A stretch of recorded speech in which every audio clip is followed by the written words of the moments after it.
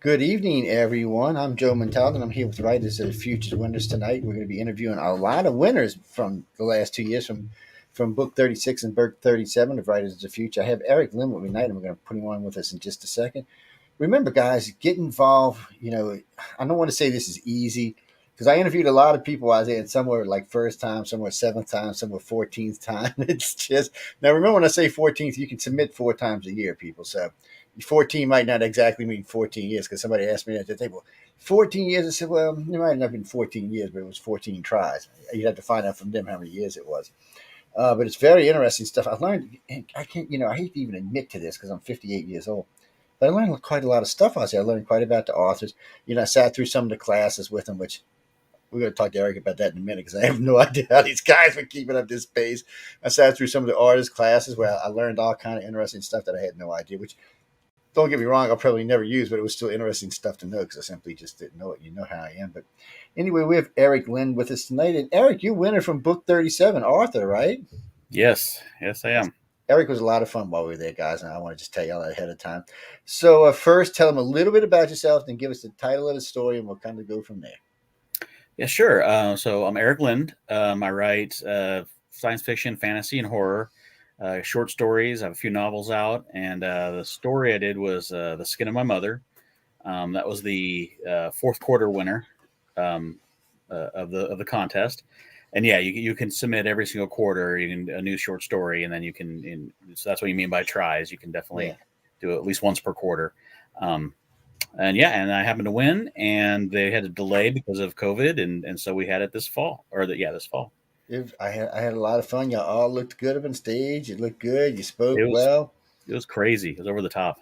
And ladies and gentlemen, I got to tell you, I interviewed a lot. I interviewed Erik while we were down. He did a really good interview, and he got up on the stage. He did his thing. He got up there. He's all confident and happy. But you're a little bit older, and you've been doing this for a little bit longer. So it's probably a little easier for you than it was for some of the other ones there.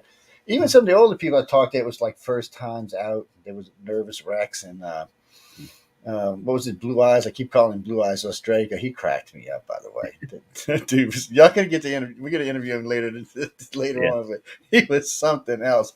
So I mean, so you kind of established, right? Even how long you been writing? Well, I've been writing since 2010, right around then. That's a pretty good Um, time. yeah, novels So and short stories. so if you don't mind, let me ask, what were you doing before that, and what made you decide? Okay, I'm an author because I tried that shit. It don't work for me. Well, I work in IT. That's the day job Oh yeah, thing, and that was great and all, but I knew I was going to be a writer since sixth grade. I just oh, kind no of knew shit. it, and then it was just sort of inevitable. And then I went through college. Didn't I was also in a band, so that helps with stage fright. As I played a lot of gigs where I play guitar, so I'm kind of used to being on stage. But I just decided one day it was time to start writing, and sat down and started writing a couple short stories and writing a novel writing, and just haven't looked back since. No, no, you did good. I mean, and I know they have a lot of things over there. I remember, what was it? Was it a barbecue night or the night after? I remember everybody was running around because y'all had 24 hours to do that story. Yeah. I'm sorry, I was laughing my ass off there. Guy, I know I'm evil people, but one of the assignments they had was to do a story in 24 hours, and I'm thinking, I can't do one in 10 years. I want to see them do it in 24 hours. Everybody's swapping out stuff. It was very fun to watch. Hmm. And I got to say this, so you can tell me how you feel about this. I noticed there was a good bit of camaraderie amongst the winners, which I was surprised by because this is, after all, a competition. So I was kind of surprised to see that. So, what do you think drove that, in your opinion? I mean, because I found it Well, interesting. I think that it was a competition, but we were all winners to some degree there. So we all kind of made it. We all succeeded. We all It's won. true. There was different levels, first place, second place, things like that, and there was a grand prize winner at the end. But that didn't really factor. We'd all achieved it, and it was kind of a we've all achieved that winner level, whether it was fine tuned to a first, second, third, it didn't really matter. And I think we're just having so much fun and really working with each other and getting advice from each other. And we've all had different experiences, different levels of ability, and different experience with selling books and things. So it was just a lot of fun. I actually It was. I enjoyed talking and hanging out with everybody more than almost any other aspect of the whole contest. And I can understand that why. I got to say, I enjoyed watching everybody. I was very, how can I say this? I was very pleased by how accessible the judges were for y'all. I thought that might have been because I know some of these names. I know they've been around for a while. I know some of them got some pretty big books to their credit, pretty big Right. artwork. So I mean, how was it? I mean, they were pretty excellent. I mean, they had to be to me because I was there for press, but for y'all, it seemed like they were just as accessible, if not more. Oh yeah, they were. Tim Powers. I hung I out know with he him was several great. times, even after hours. The bar con they call it afterwards, where we'll just kind Yeah, of hang out and talk. And I got to sit and talk with Larry Niven, who's super I big. scared him for some reason, but I Oh don't know yeah, why. he's pretty. He's been around for a long time, Oh and yeah, he's he's a pretty up big there. name too. Yeah. And if y'all don't recognize these names, either you don't watch television or you don't read. I don't know what to tell you because, I was surprised at who all was there. You remember the guy from Dune was there. I gave him shit, by the way. Oh. I told him, I says John introduced, I said, look, dude, I'm serious about my Dune now. I said, if you screwed it up, I'm coming looking for you after the movie. He said, no, I'm doing it the way it was supposed to be done. I said, yeah, I've heard other people say that. And this guy's Yeah, looking at me like, he's looking at John like, who is this guy? yeah, it And was he's, Kevin. It was Kevin Anderson. Yeah, yeah, he's. and he was great. He put up with me completely. He was laughing it off, Mhm. and Dune was a weird experience for me because it stopped as it was starting. So I was like, "Whoa, wait a minute, what just happened here?" I don't want to give it away if y'all haven't seen it. People, he did a good job on the movie. I'm not going to lie, but you'll find out when you watch it what my gripe is. It's not even really it's not a fair gripe. He's going to take the book and expand it out the way the book was meant to be. So you'll end up at like 5 hours instead of what was it, 3.5 hours or something Right. originally. Yeah. So it was fun. I didn't get to see it there with y'all, so I had to catch it later on. Mm. I still remember, John, because we're having steak. You coming down and said, nope, I've got interviews at the Wing Wing. I'll talk to you in the morning. But it was fun now. There was the after gala party. I guess it was that one. That was interesting. I learned a Yes. lot of interesting stuff about people there. But it was interesting to see how y'all all interacted. And I mean, now, the courses, what was it, 6 days, 5 days, right? Was it 5 days of courses Yeah. y'all had? Yeah. Actual classes. Yeah. 5 days. Yes. We were there for 7, but it was just Yeah. prep stuff. Yeah. Well, yeah, I know y'all had to get ready for the dinner and do the when you had to get ready for it, and then y'all went and done it and all. And see, I'm glad I didn't have to deal with any of that stuff. I'm just saying, I was glad I didn't have to. I was just sitting up in the wings aggravating people, and especially the press, man. I was all over the press at the gala, man. That's what somebody said. Well, how did you manage to get on the TV so much? I said, because I was playing the press, man. I was out there working the press before we came inside. Press is a weird thing, but if they were surprised when I walked them to look, I want to get all of y'all in this pictures. I said, I want people to see who's out here working this. I said, because without y'all, none of this would be going out. I said, I was nice to them because I've been working press a long time, and they like to be recognized, even if they don't say they do. They do. Right. So I did. So that way, in return, they got me some really good shots inside, which I was appreciative. I really didn't need them, but now everybody thinks I'm like the Godfather or something. But we're just going to leave that alone for now. Um, so where you headed next? A novel, another short story? Honestly, it was so much fun. Writing that 24-hour short story you mentioned before, and I'm trying to hit up a handful more short stories, send them out, just have some fun with it, and then I'll go back to my next novel that I'm halfway Well, through. when you get 4 or 5 of them, or 3 or 4 of them, or 2 or 3 of them, whatever, give me a call. You got my number now. Just give me a holler, or hit me with an email. Hey, Joe, I got a couple. Can I come on and we can put them out there right now live? This will do. If we were on a normal live night, this would do it close to 1 million. So tonight it'll probably be about 300 or 400,000, and then the archive will do anywhere from 5 to 25,000. Now, if SoundCloud gets its crap fixed, the archive will do anywhere from 100,000 to 500,000. So it just depends what's going on with them until they get their stuff fixed. I'm not going to make myself crazy about it, but yeah, just let me know. I'll bring you on. We can chit chat about it. So, what genres? Any particular genre you like to write in? Well, lately it's been more urban fantasy, which was strange because That's interesting. I grew up on epic fantasy and Stephen King. Yeah, so I did a lot of horror writing, but lately it's all been sort of urban fantasy style. That's interesting. What, give the audience an example of urban because I'm thinking in my head what this could be, and now it's going off in 800 different directions. Well, usually it's kind of a broad term, but it really means modern day, but there's some supernatural magical element that's kind of, for example, a lot of people do dragons in New York, or That's interesting. elves are still alive, that kind of thing. The Dresden Files, that would have been kind of Constantine. That was a movie that came out that kind of would be classified as urban fantasy. It's Yeah, I it's could see why it would be too. Yeah. urban or Yeah. yeah. That kind of stuff sounds interesting to me. It's more my flavor these days. I like more modern. Don't get me wrong. I grew up on a lot of the oldie goldie stuff. But today it's I guess because I noticed there's a lack of imagination. So there's a lot of old stuff being brought forward, and I'm 50-50 on that. So I mean, some of it Mhm. turns out to be good. Some of you like really, really did you have to screw up something that was already okay? Let's just Yeah. leave stuff alone.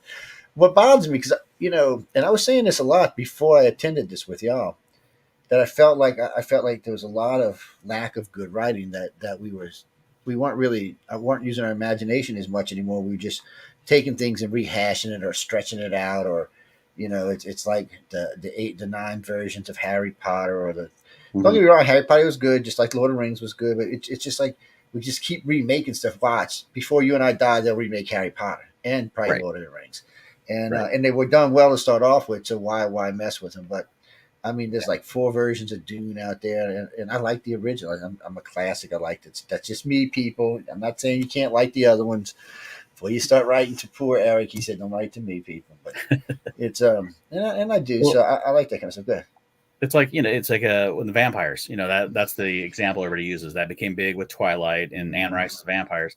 Then everybody was trying to put vampire books out. You still see them.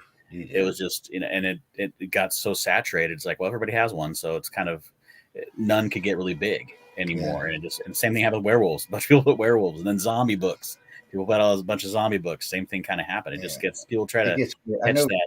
I know. Right after Anne Rice released her hardback copy of which one was it? The first vampire book she did. I was invited to the vampire ball she does on All Hallows Eve, and she introduced us to the real Lestat. The guy Oh, looked like a vampire. I ain't gonna say. I'm not saying people. The dude looked like a vampire. Whether he was or not, I don't know. But he looked like a vampire, and there was a running joke because she talks about in one of the books that the vampires they like New Orleans because they can roam around in French Quarter and bite people in neck, thigh, arm, and whatever that person's consumed, alcohol or drugs, they get to experience the high. mhm. And it is weird from time to time you do hear about vampire bites on people or vampire marks on people in the French Quarter. People don't write to me because I don't know if it's true or not. I'm not going to find out either. But to be all fairness, I spent many, many mornings from midnight to 4, 5, 6 a.m. in the French Quarter. And in the early years, it was not chasing alien stuff or demon stuff. It was, well, we got to talk about what we're chasing. But anyway, it was an interesting experience. But she always puts on a great ball down here. It's a lot of fun, and a lot of the weirdos come. And now there's 3 vampire cults down here. That's how bad it's gotten. Oh man. And they all show up, and they're all just insane. I interviewed 2 of them one night live from the place. I was like, okay, I can't interview y'all anymore. Y'all gonna get us arrested or something. They were talking about how they got their blood and stuff. I said, look, y'all can't. Oh yeah, nobody cares. Nobody cares. They had a friend that worked at a blood bank, and I was like, look at this. I said, if a cop hears this, you're going to jail, right? I just thought I'd tell you up front. Yeah, yeah. No, I've heard about that, and I know about the balls that Anne Rice puts on. They're really, or I don't know if she still does, but she did for a Well, long. I don't know in the last 3 or 4 years if she has. I haven't really checked, but in the old days, what we would do is we'd go spend the early part of the evening at the dungeon off of Bourbon Street, and then we'd go to Pato's for a little while, and then we'd head over to the ball because the ball really started kicking. There was always a bunch of famous people there from around the country, all decked out and dressed out, and so you kind of go, well, it looks like such and such. But New Orleans is a weird town. We're not really autograph chasers. It's not something the city does as a whole. When there's somebody, I've heard several big like foreigner was down here about 20 years ago. They were walking around on Bourbon, and he got on TV the next day. He said, "Man," he said, "What? I sucked that bad. Nobody knew who I was." And the guy's like, "No," he said they just don't do that here. He said they just don't chase you around. And I've heard several big. Well, Nicolas Cage lived down here for years, and nobody ever bothered him. He said he walked around French Quarter just like everybody else. He said people would look at me and look at me. They know that's me. And he said I was getting out my thing one night to give to a lady. She just looked at me, smiled, and kept on walking. I was like, "What the hell is this?" He said just when he sold his house because his house was haunted as all hell and back. He said, "Yeah, everybody thinks I'm leaving my house because it's haunted. I said, I'm leaving because none of y'all love me down here." I was laughing. He's good natured. There's been a lot of famous people that hang out around down here, though. So urban. That just now I got all kind of things in my head, man. I'm thinking of like the web Spider-Man guy slinging through the urban neighborhood with some kind of demon chick. I know people he can't write Spider-Man. I know it's So copyright if anybody writes to me, but yeah. I just got that Um, kind of stuck in my head now. well, for example, I have two series. One of them is about a demon who is summoned by the Vatican to help them protect humanity from supernatural entities.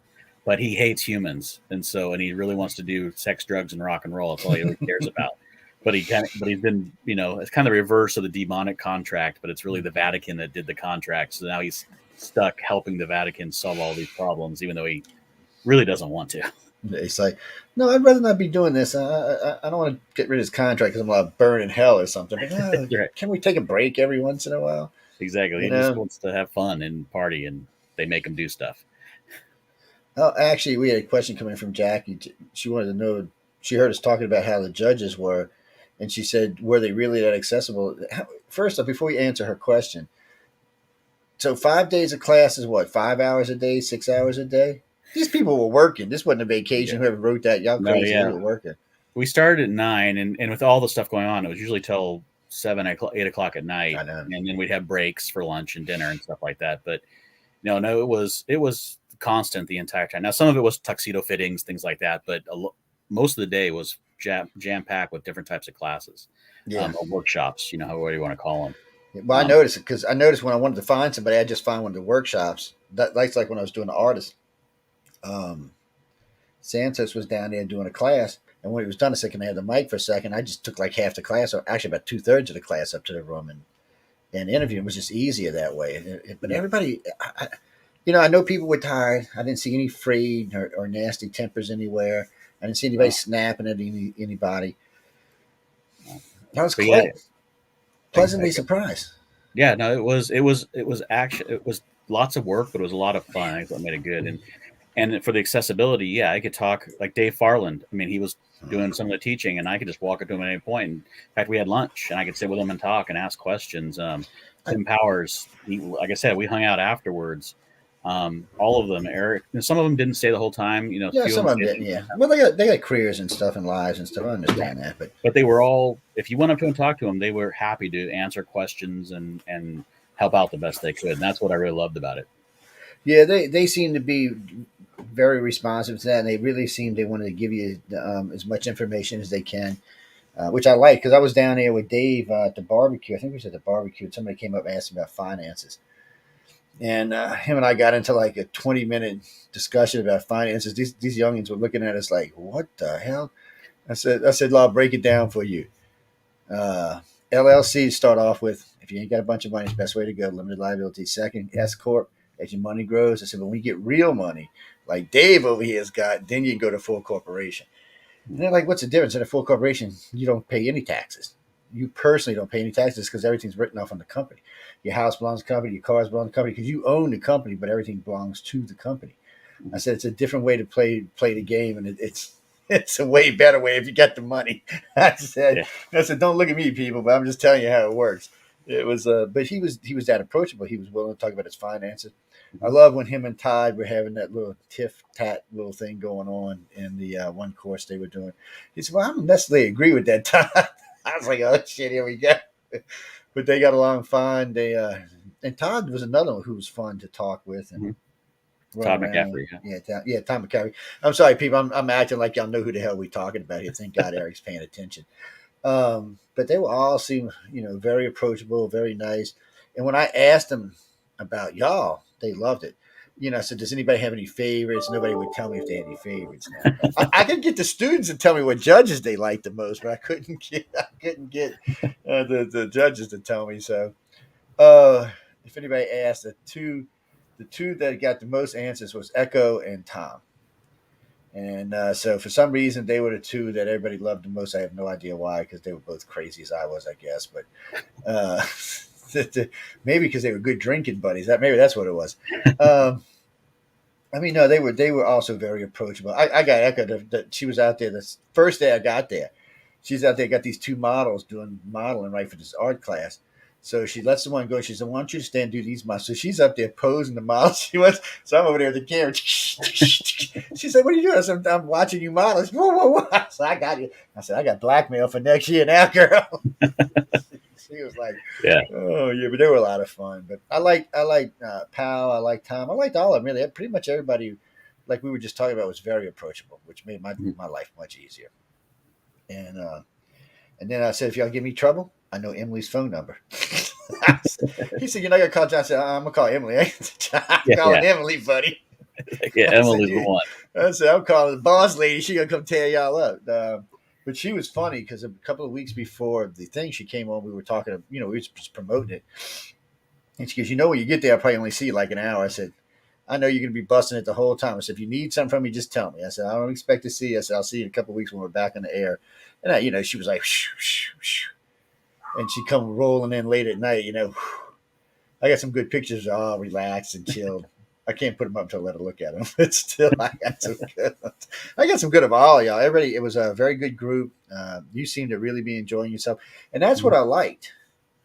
Everybody seemed to be enjoying themselves. I can't remember the other guys. He's a little. He was trying in between you and our age. Um, he was relaxed, and when he came up to the room after the gala, he was much more relaxed. Now I can't remember. I'm so bad with them. Great with faces, but so lousy with names.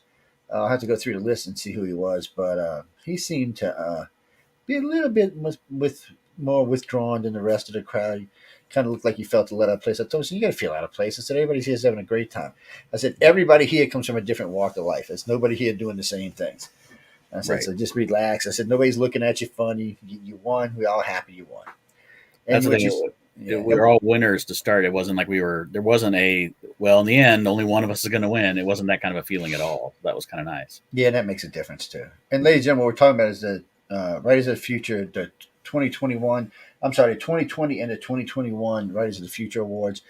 So there was 12 writers that won. Well, I should say 24 in this case. So there was 12 from each year, both writers and artists. So there was 24. I think about 40 showed up or 38. I forgot. John had told me, but I forgot. And it was a good group. Everybody there was a good group. You had a little mix of everything too, which was interesting. Hmm. Yep. Some And people flat. we've kept in touch afterwards. We have some Facebook groups and things like that. So there was a real kind of we consider ourselves the class of 2021 and That's a 2020. good That's thing now. There's nothing wrong with that. I'll have to go hunt y'all down on Facebook since I got such a huge presence on there. It's and I told them too when I was there that day. I said, "Look, guys, I have 14 public Facebook pages." I said, "Feel free to use any of them." I said the United Public page I think has about 70,000 followers on it. I said, "Just feel free to advertise. They're all public pages." We tell all our guests to feel free to use them. That's what they're there for. Our hosts use them, but we tell everybody else to use them. We put them up there so people could use them. That's when we build websites, we do them the same way so that they can be functional for people. But we did Facebook because everybody's like, "You're gonna make them public?" I said, "Yeah." I said, "I have admins. If somebody gets stupid, they'll kick them off." But I tell people I'll use them. It's a big following. If you use between the three major pages, about 400,000, well, about 350,000 followers. So it's an easy swing. You can put anything out on there. You get responses pretty fast. Even though Facebook's been a little funny with the way they route people through your pages now. yeah. I notice my personal pages. I don't see as many comments about stuff, but on my public pages, it's different. Those are all like media pages, so it's a little bit different with those. They let anybody comment, but still. You can't go next year, can you? If you win, you can't win again, can you? No, I can't win. I only get to go again if I It go bites. as a judge. Or you go as an artist now. You go do some drawing. That's true. I could treasure. Like I can't draw a stick man. I shouldn't even say another. No, you don't want to see my drawings. No. It's but so we're going to be giving. By the way, ladies and gentlemen, if you're listening to this tonight, so this is going to be the first book given away. We're going to give this away while Eric's on with us tonight. All you have to do, you have to be the fifth person to tell me the name of the story that he wrote. That's it. That's all you got to do. And send me your email. Send me your mailing address, and this will be yours. Look how pretty she is. She's hot, whoever she is, man. I don't know who drawn that, but they're hotties, man. But and then for a runner-up, if the seventh person, or I'm sorry, the first person gets it right, I'll give you one of these. I still got a couple of these left. That's Battlefield Earth. Look at the thickness of this. This book's Yeah. like 1,100 and something pages. John said, "You gonna read it?" I said, "No, I get the audio version. I'm not reading the damn thing. I'm listening to it." It's but yeah, y'all can get them. So it's that's because Eric's here tonight. We're gonna anytime we have a host on, we're gonna give away. I'm gonna probably get some more of those. Oh, you know what I'm doing though? Where's it at? You'll probably be interested. What did I do with it? Anyway, somewhere in here, I got a program guide from the original night with not just y'all signatures on it. I got the press's signatures on it, and I also got a lot of the judges' signatures on it, and some of the staff from author services and from Galaxy Press. We're going to auction this off later this year, so that because we got a couple of book programs coming up for school kids and stuff, and so we're going to be auctioning this off along with some other stuff. And no, people, see these people ask me while we're talking to you. Like, see it back there? No, we're not auctioning it off. Now it's mine. Something like that. And ever since I put that picture up there, they're like, I want it. I said, go buy one. I can't get that one. That one's a series and numbered and everything. I said, yeah, it's mine. Stay away from it. It's like the pad. I had the box for the pad up there by one of the cars. And somebody seen, oh, you're giving that away? I said, no, I'm not giving it away, people. We gave away a TV last year. We can give me a break here. We will be giving away a couple of pads. I don't know if we'll probably give away a couple of Right of the Futures. But so I'll tell you what I'll do too, since Eric's here with us tonight. Erik Lynd, I'm not telling you the name of the story. When we leave in a few minutes, we're going to be about 10 more minutes and then we're going to leave. And he'll tell you the name of his story one more time. But by then, somebody will have probably already written in. So, we're going to talk about it in a minute. So, what inspired you to do this? So, I mean, I understand about your author. So you sit down. I've talked to a lot of authors in my time. So like Nick Redfern, he does a book a week, basically. He tells me his writing process, he gets up at 9, locks himself in his office and writes to 5 and leaves. Now, I know that's not true for everybody. So for you, is it just something that comes in your head? You write when you feel like it? You got a system? Well, so when I'm writing, I write. I go, okay, I'm going to spend an hour, 2 hours, whatever I can do for the day, and I just sit down and I do the writing. So it isn't like I don't really necessarily wait for inspiration. I just say, okay, it's time to write. And I sit down and either I pick up a novel I'm working on and I just continue, or I might have a whole new idea that just pops into my head maybe the night before and I'll just write that. So yeah, I don't really wait for the muse kind of a thing, No, but no, that's cool. I mean, I've talked to several authors that can write. I call it writing at will, and I know a lot that can. I mean, it's different for different people. But I mean, over the years, I've met a lot of authors. I've met some pretty famous ones too, and some of them have the ability to just write. Like, see, with like what I use Nick Redfern. I mean, he's probably got 80, 100 books to his name, and he does research and then he writes them. I'm like, well, Nick, you want to write mine for me? Because apparently, I'm never going to get it written.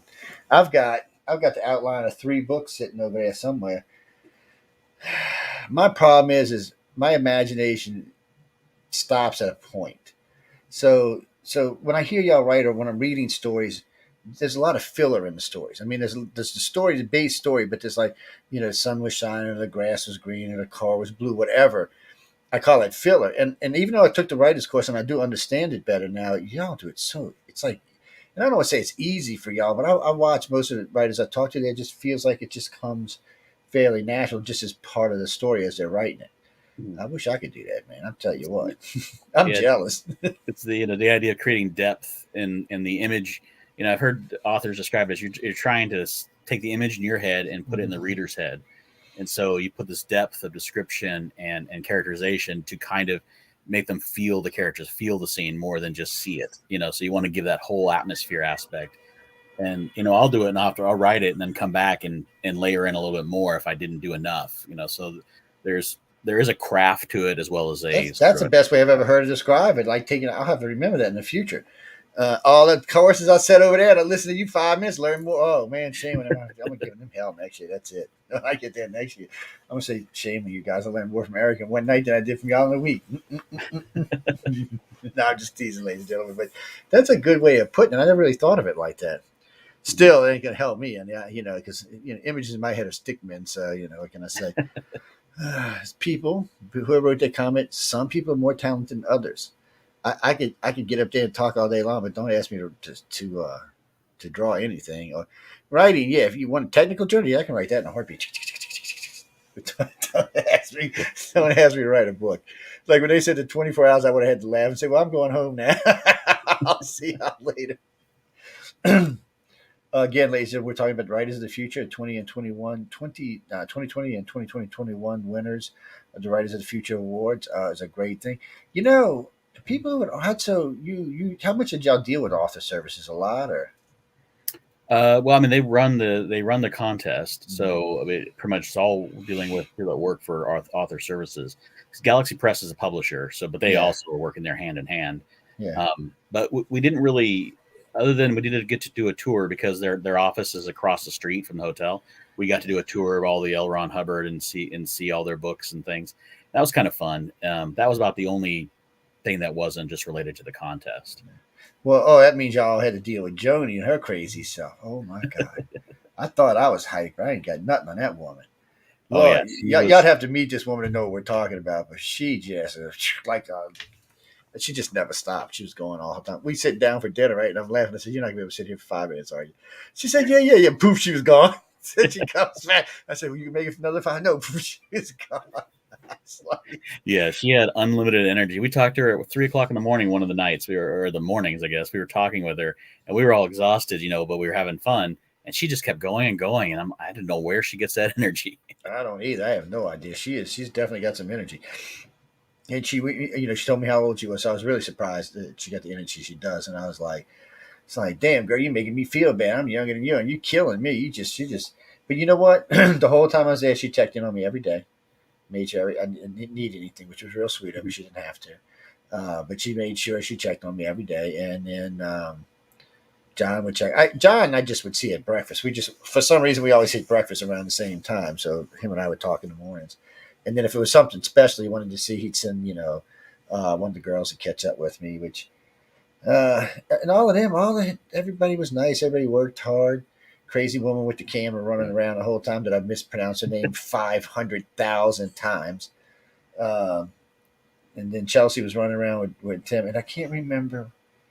Oh, when we were doing a book signing, the girl that was running the books to everybody, for some reason I can't remember her name, but she put me to work. I shouldn't even stop for fight. She said, "Oh, you're not doing that career. You can haul books around for me." It's like, damn. I said, "I'm pressed, pressed." She said, "No, you're a book carrier now." So I Well, they was put me like, to work when I finished. We finished I our know, our one. We had to I get up know. and go help the other volume do theirs. We were helping to sort Yeah, of. there seem to be places that lady, ladies and gentlemen, we're talking about. They did a massive book signing. I forgot how many books it was. It was a lot, and it was volumes 36 and 37, and they're signing nonstop. I mean, the Echo was like a demon signer. She just, I was like, "What the hell are you signing, girl?" And but it every now and then the books would hit a snag, so everybody'd go over there and start opening up pages and helping them get to the right page so they could sign it. It was a great thing. It was a lot of books y'all signed.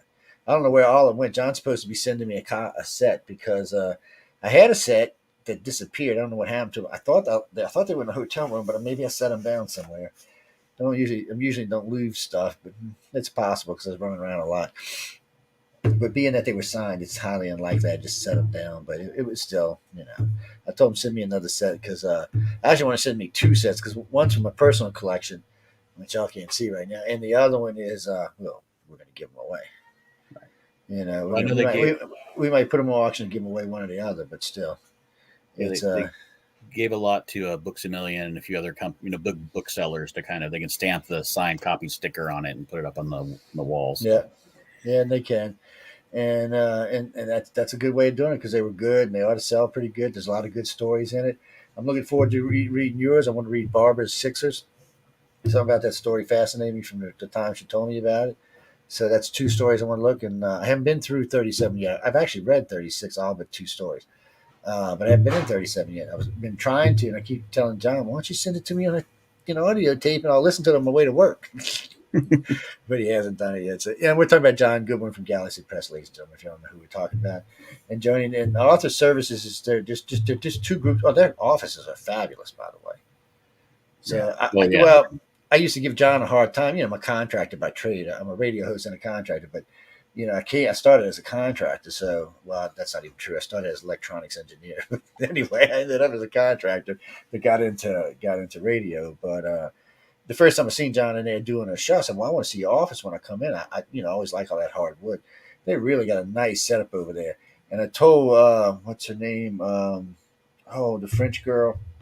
I told her I'm stealing a coffee making next time I'm there. Y'all don't get to see that massive coffee maker. It probably costs as much as my house does. Oh, Uh, I just think it's nice. I told her, oh man, I really, I really, really, really want some of that coffee.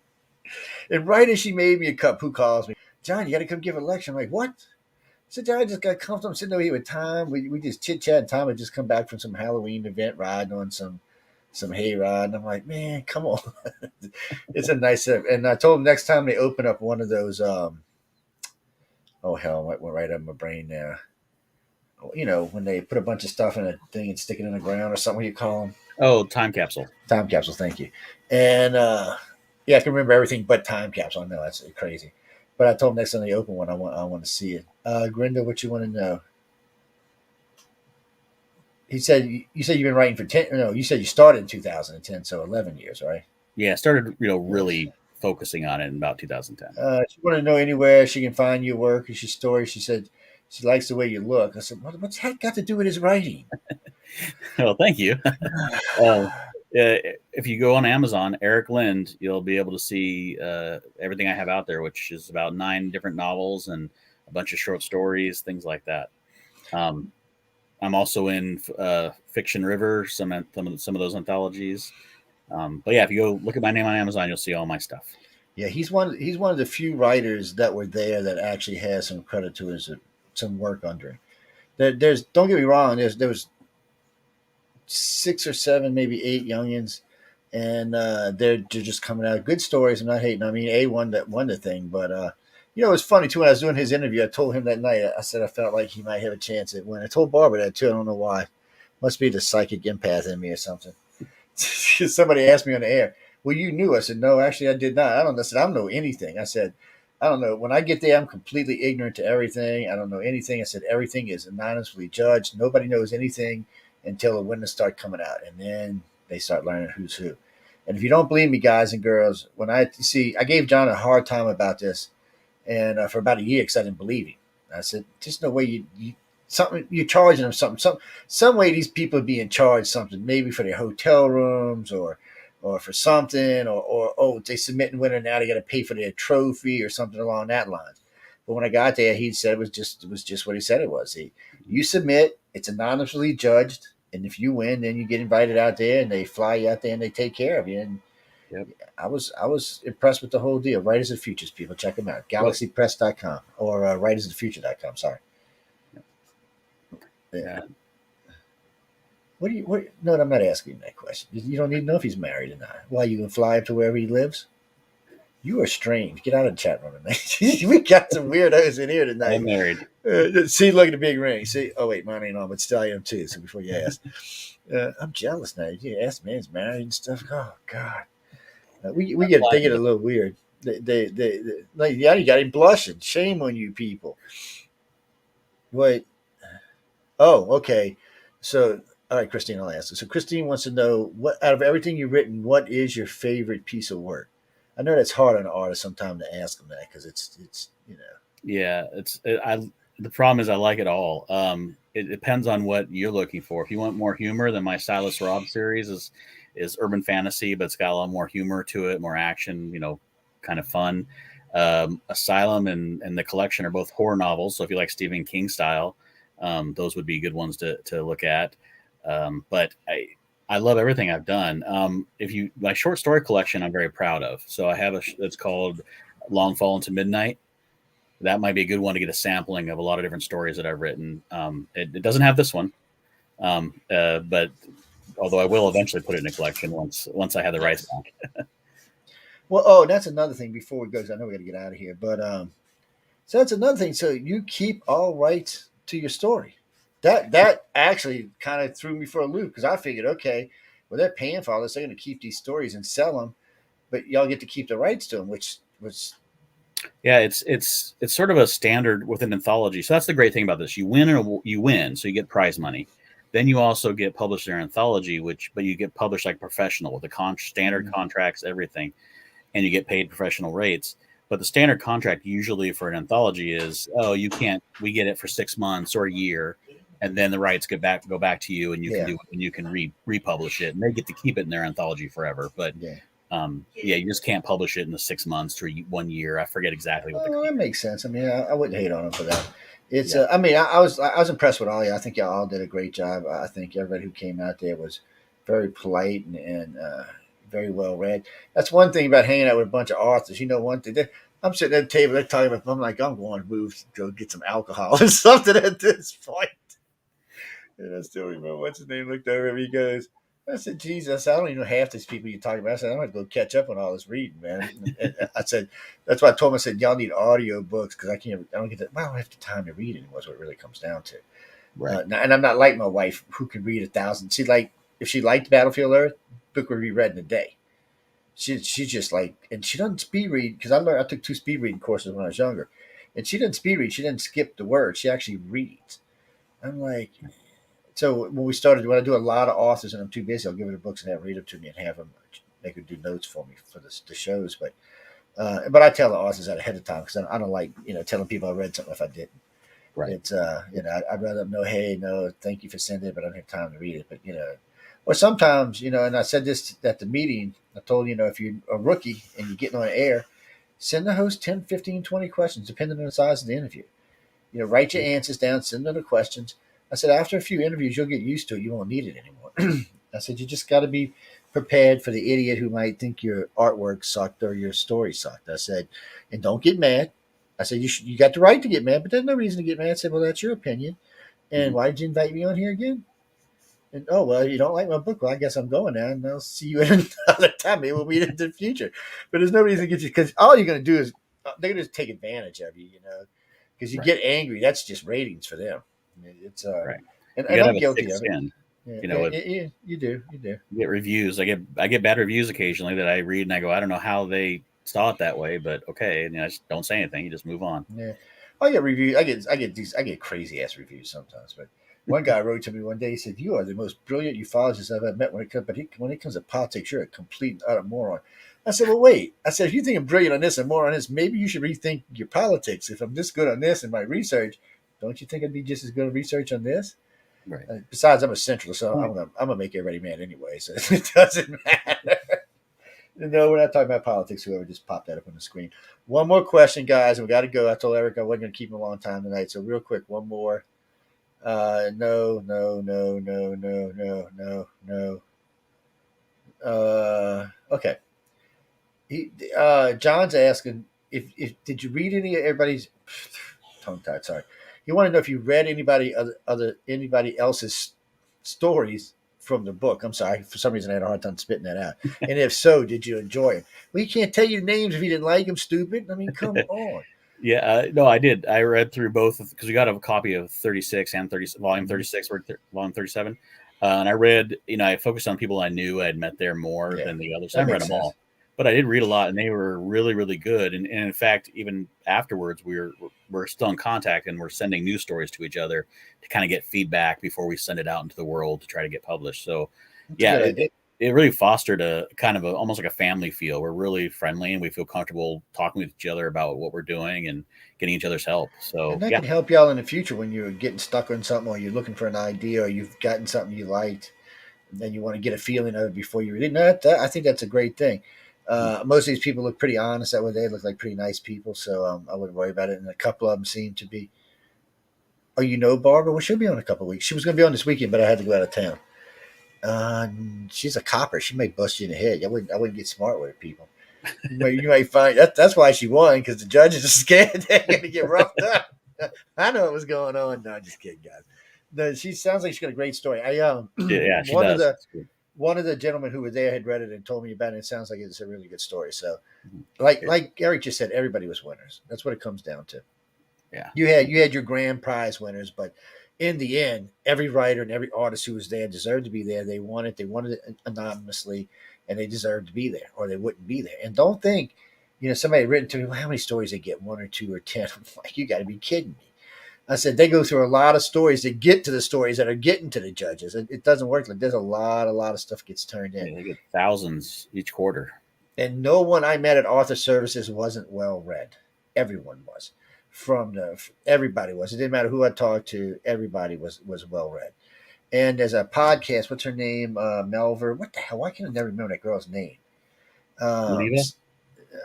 she was the one with the camera all over the place. Yeah, Leva. But Malia, I don't know why I always want to say her name wrong. She's got a podcast out there with actors on it, guys. You should check it out. It's pretty good. She sent me a couple of copies a couple of weeks ago, and I listened to it. So they're doing stories on with actors. So go take a listen. Eventually, we'll get it on a network. I've just been too busy to mess with anything new right now, other than these interviews, which we've already talked about doing ahead of time. My other company is so busy that getting home for this time is tough.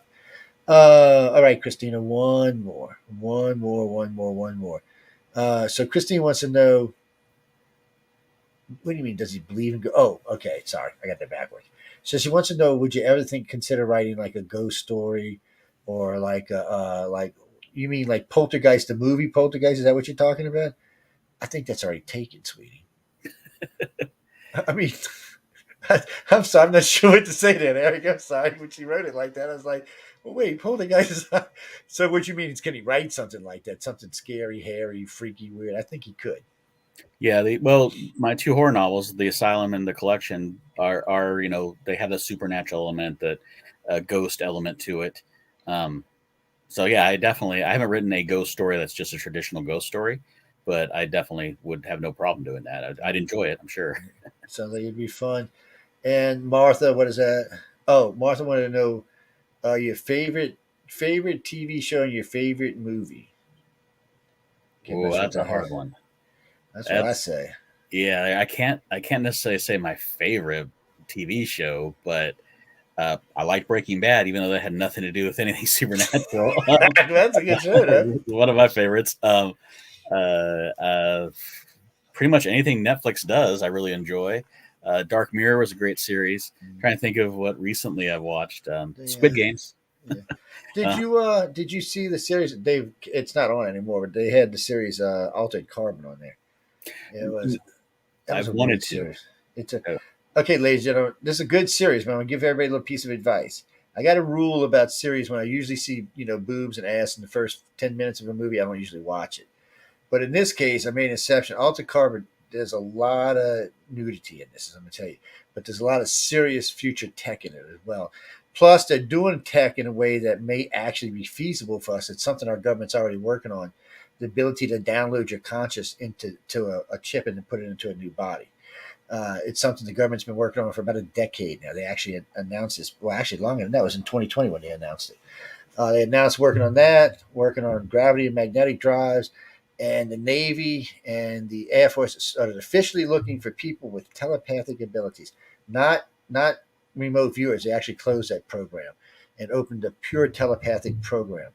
Yeah, that's our government money at work. Whether you believe in it or not doesn't matter, because the government surely believes something's going on to institute two programs. So all of that would be interesting in a new world. Favorite movie? I don't know. What's your favorite movie? you're not gonna like it. Dune. Not gonna like it. But my favorite movie is probably really cheesy. It's gonna be Conan the Barbarian. Oh, ain't nothing wrong with Uh, Conan. I love Conan. yeah, I don't know why. There's other more thoughtful movies, more intelligent Conan was movies, but fun. That's why. Plus, Conan was a blast. Yes. Conan was fun. Plus, I loved Arnold. Arnold.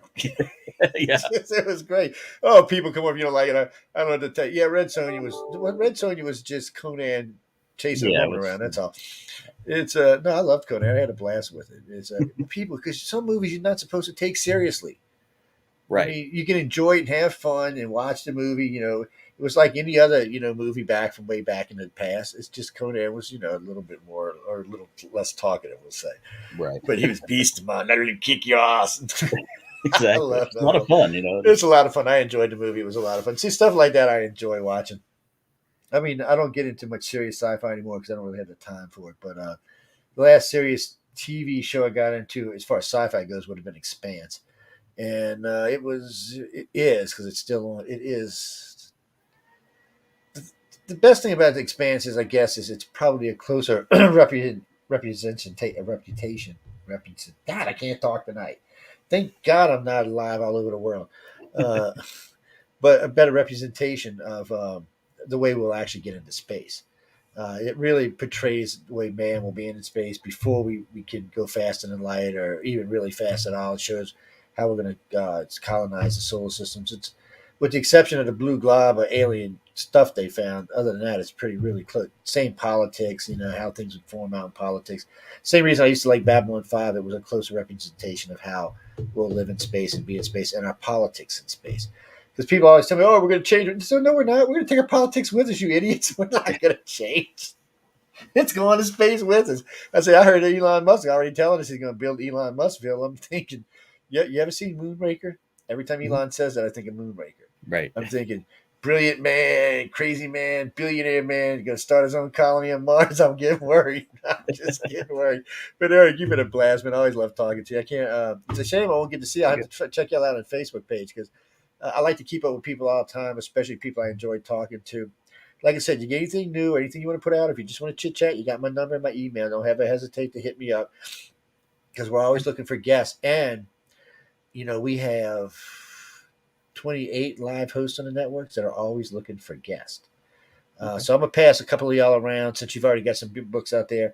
I'm gonna let Jeffrey know. Jeffrey hosts the Church of Mavis, so he does a lot of strange stuff. He's just whacked in the head, but he's a lot of fun. And no, I love it. He is whacked. Michelle DeRoche and Amelia Pacento, they also do a lot of authors and stuff. Like Michelle is Canada's most haunted. This girl's got a TV reputation is as tall as she is, and she's a pretty tall girl. Amelia does. She's a pretty damn good psychic, and she's finds missing people and missing babies for the county Mounties or the Mounties up Oh, there in Canada. So they both got pretty good reputations. And then we've got America's Most Haunted on there with Michael Angley. He's always looking for guests and stuff. He hosts Discovery Paranormal. So looking because we got the people from the Horsefly Chronicles, that really weird ass haunted house up there in Pittsburgh. They're on the network. We got all kind of hosts. We got um, Pittsburgh Paranormal, which is Chasing Prophecy. They're always looking for guests. They do a lot of authors themselves. Let's see. Dell does a lot of authors. Monday nights is now. John's on Monday. I'm on Monday. Who's else is on? Oh, Laura Lee's on. She does. I guess New Age would be the best way to describe her. She likes a lot of conspiracy too. She likes that conspiracy stuff. She gets mad every time I talk about it. But like seven of the ones I just mentioned are from Canada, wow. and then there's always Spaced Out Radio with what's his name, Scott, Dave Scott, and they're always looking for guests. They're like coast to coast in the fact that they have um, they have 3 hours to fill 7 days a week. So they got a lot to fill. But I was telling everybody, and this might be true for you. Next time you're out and about, or tell 10 or 15 or 20 of your friends just to write to Coast, address to Lisa Lyon. If you get like 15 or 20 people, they'll call you and put you on their show. No. And George will either bring you on for the full or the hour or whatever, but they'll bring you on. That's the very first time I ever got on. I was on the air one night and I said, "Look, I want to go on Coast to Coast. I need 100 people to write." And they had 500 wrote in. And they called me the very next day. Okay. And I've done them 4 times since then. I've done them 4 times and I've turned them down 4 times. Not because I don't like them. It's just they always call me when I'm in the middle of 5 billion things. And they call me on a Friday, or a Monday. Don't call me on Tuesday, Wednesday, or Thursday. I can't do it. It's impossible for me. Besides, I host on my own. Denise, no, we're going. No, Eric's been great. We've only supposed to be in 30. We're already up to 55. So we got to go. Y'all tell. Been a lot of fun though. That's Oh, give him. Y'all want to. Well, I don't know if he wants to give y'all crazies his email. Y'all a little strange group well. tonight, man. You can go with Eric at ericlynd.com. There you go. That's Go pretty visit his simple. website. Yes, and leave nice reviews, people. Go read his books and then leave nice. I know all of y'all. Remember this. How Honest many of you? reviews. Doesn't that be nice? Just be honest. Yes, all y'all weirdos I know in here tonight. Okay, so I know where y'all all live. I know some of y'all. We got people right now. We got people from the Ukraine. We got people from Israel. We got 2 people from Pakistan because I recognize that crazy ass typing. Uh, One in Chilizin from Turkey. We've got a bunch of people in from the U.S. I see quite a few people in from London. And it's wee hours in the morning in London. It's like 2 a.m. over there. Yeah. Yeah, we're like Janine tells me all the time we're her coast to coast in London. I'm like, well, that's great. I'm glad to hear that. She says, you ought to do it 7 nights a week. I said, not a shot in hell. I love all y'all, but I'm not doing radio 7 nights a week. Maybe I could talk to Eric into it, but I'm not going for it. No, that's all the questions tonight. No, Eric's great. He was great when we interviewed him. So y'all know this now. There's an interview of Erik on UFO Paranormal Radio. It's on the uploaded section of the site of the Facebook page, not the Facebook, the YouTube page. So you go over there and find him over there. Probably mislabeled, but just look. You'll see his lovely face. It's on there. You'll see it. You can go take another listen. It's only 15 or 20 minutes, but we talked about a lot of crazy stuff, and all the people were hyped doing it. So yes, you could listen to all those interviews. And there's a couple that are confusing, but we'll talk about them on another night. Erik, you were great. I really appreciate it, man. Am I supposed It, to say the it, name it, of the story? oh yeah, give them the story now. Tell them where they Yeah, can. the skin of my mother. Uh, Yes, the skin of my mother. Yeah, I don't come even on. want to talk about my mother's skin. I mean, get whacked in the head by something. She's gone, and I'd still get whacked in the head. I can see it in that light bulb come through my ceiling. What you said, son? It's. I know it sounds like a good story, doesn't it? Yeah, it's kind of sounds like one of them twisty, wisty kind of things when you said skin of my mother. That could go a lot of different ways, man. Look at you. You already thinking about the horror story from what's his name? Not Jason, the other one. The one's mom lived in a hotel. I know who y'all talking about. Oh, yeah, Psycho. Yeah, there you go. Yes, you don't look like psycho people. Y'all crazy. Jen, thank y'all. I appreciate it. Visit the website, read his material. Go buy a book, people. It's Christmas time. Amazon.com. Erik Lynd. Look him up. Or look him up online. Either way, you can find him. Remember, I'm going to check my email in a little while, so somebody's going to get that book behind me. Oh, y'all going to make me look right now, aren't you? Damn it. Hold on. You're lucky I got it open. It's a lot of Let's fun. see. Let's see. Oh, yeah, it is a lot. So, okay, Mark Stevens, you got Battlefield Earth book. Yes. So, yes, I see you put your address in there. Let me see who won. Oh, hold on, email. Behave email. Let's see. Let's see. And there it is, number 5. Paul Malone. No ladies won tonight. How weird. Paul, you won this one right here. I got your address. It'll be going out in the morning. So there you go. Be sure to enjoy it. His book is on his page, stories on 271. You can skip right to it, or you can read there. But y'all They're all should great. thank, They're all yeah. great. But you should thank Erik, because without Erik, y'all would not have got that book tonight. I'm just saying, you would have had to wait. You had to wait till next week because I'm on politics this Friday night. So I'm off Wednesday because I'm working too much work, and Friday night we're on politics. So I don't give books away on politics nights because we tend to hack people off. Well, it's one thing about this network. You'll never find any other one like it. No one in here has the same politics. There might be two liberals and two conservatives, but everybody else is different. And no one has the same religions. So it makes for great panel shows. It just makes for. But in all fairness, and I don't want to hate on them, in all fairness, it's a good group of people because when the panels are over, regardless how heated they get, everyone's still friends afterwards. And we still work together. So, and I have been known to tell people, you know what? Did you go even read anything, you dumbass? I mean, really, come on. Did you read anything? Yes, I can be mean people when I want to be. But Erik, again, thanks for coming on. I had a great time with you. Thanks It's for having Erik me. Lynd, ladies and gentlemen. Be sure to go check out the story. Y'all can find it, of course. Here you go. John will love that I keep plugging this. There you go. L. Ron Herbert's Writers of the Future, Volume 37. Let's do like 37, 37. Be sure to pick it up, though, guys. You can find it at Galaxy. Oh, I'm sorry. You can find it at galaxypress.com. You go right on the site and boom, you can get it. And they have all of matter of fact, John sent to me. I just gave away from was it 34 through 36. He sent to me the first 5 before that. So I'll be giving them away as well. We also got books from a whole line of other artists. If like y'all could see them at my desk, you'd see them. But we're gonna we gave away 500 books last year. We're gonna try for 1,000 this year. 1,000 books and a TV set. Yep. Yeah, and well, no, the TV will be part of the auction along with the program guide. Yes, and that's just to help out people who need to read. Louisiana and Mississippi, I live in both states, and they have a really, not going to say this politely, crappy literacy rate. Okay, I figure, and that, and a lot of these kids are not being introduced to sci-fi till they're much later in life, so they're missing out on a whole joy. Sci-fi is a great thing; it can help kids through a lot of stuff, men and women. You'd be surprised how many of my nutty, crazy friends use sci-fi to make it through their adolescence and teen years into adulthood, which they all turn out to be pretty good adults now. So. Uh, no, I don't know if anyone writers or not, but still, I don't think it matters. But anyway, again, thanks, Erik, for being here. Guys and girls, remember, you can check it out. We'll be doing these fairly regularly. Carmine setting them up for us from Galaxy Press. Be sure to check in. Once he sends me the whole schedule, I will post it on one of the sites so y'all can come check it out as well. But be sure to check out Erik's work. Be sure to check out Writers of the Future's work. Send Emily a email and tell her you love her. Yes, tell her Joe sent it. I'm sorry, I was evil on my part.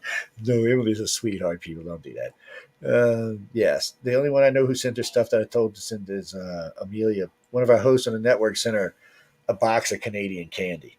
I mean, when I say a box, I mean a box, like a big box of chocolate candy. She sends it to me once. While she sent me some Canadian syrup a while back. She goes, you got to send it back, Joe. There's a shortage up here. I said, you're not getting my syrup. You can forget it. It's mine. It's mine. But we got to go again. I've been keep yapping away. Eric, thanks again, ladies and gentlemen. Thanks for everyone tuning in tonight. Any moans, groan, bitches, complaints, or gripes, you can reach Michelle DeRoche anytime you want to. Because you know what I'm going to tell you, so it's a waste of time to write to me. Good night and stay tuned for Laura Lee Potvin with the Angel Rockers.